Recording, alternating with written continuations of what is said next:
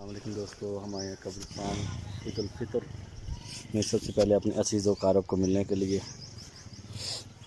तो माशाल्लाह जितनी भी कब्रें देखेंगे उनके ऊपर फूल ही नज़र आ रहे हैं, क्योंकि कब्रिस्तान है। हमारे वालिद फ़ौत हो चुके हैं तो हम उनकी कब्रिस्तान में आए हैं।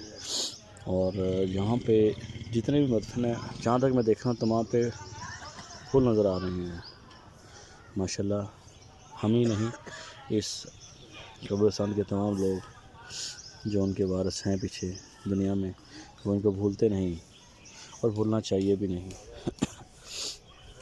यही आखिर जगह है जहाँ हम सब ने जाना है, लिहाजा इनको याद रखिए।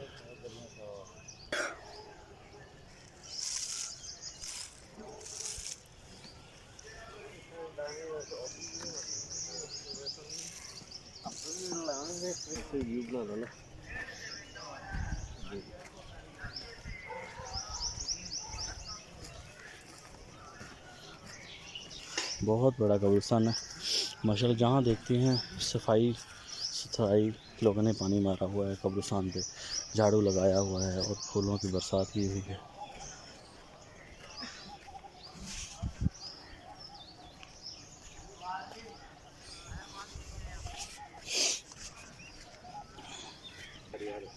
जी जी।